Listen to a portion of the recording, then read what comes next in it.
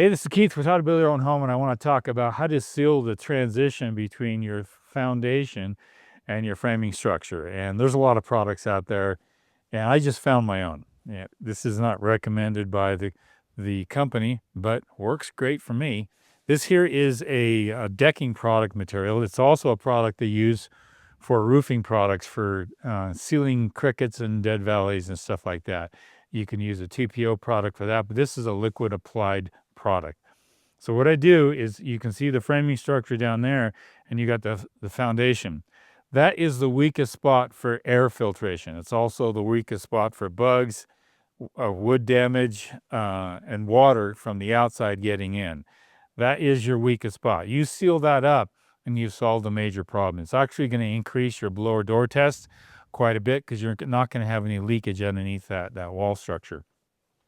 So I like to seal that, and what I do is I use a kind of a primer base, a felt mesh product, and then another coat of primer base, and then a top coat. So what you see here is here's the felt mesh product, and it's a really strong product, and I like to get about a 4 or a 6 inch roll.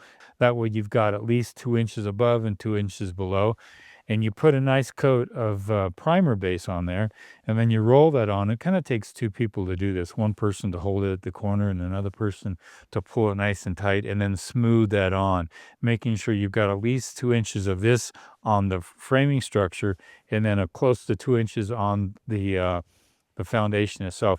And you put that on, you goop it on. It comes on like almost like pudding. Here's the product I use, and I'll talk about that in a second. But once I got that on, I get, this is the primer coat, which you see here. It's gray. The top coat comes white. Now, I typically wouldn't do white. So let's go on the other side of the house and I'll talk about what I did on the top coat. Okay, now you see the transition, the difference. I got the primer base over there, again, with the felt mesh.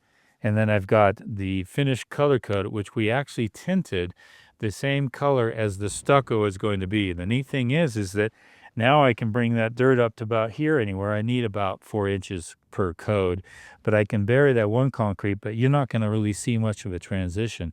I got that to be the same color as the stucco is going to be up here. And that's the neat thing about this product.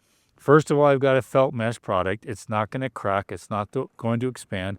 There's a lot of liquid applied glue products you can put on there, but I've seen a lot of those crack over time, and I'm not using a tape product, and I've seen a lot of tape products fail as well over time.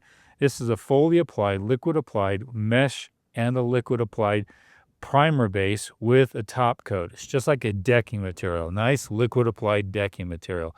I have not had any leaks. For example, if I had a flood here, and I can take on another job I had a couple of years ago, I took this up about 1.5 feet with the full mesh product and everything.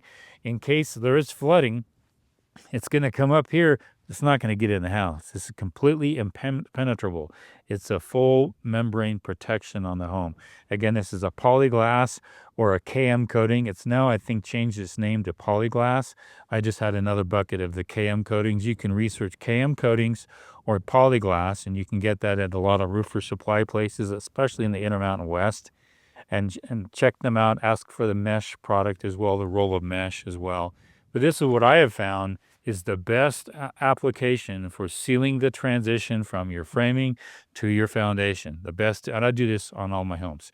This was Keith giving you a great tip on how to seal the transition, which is the weakest leak in the home for your home, with How to Build Your Own Home.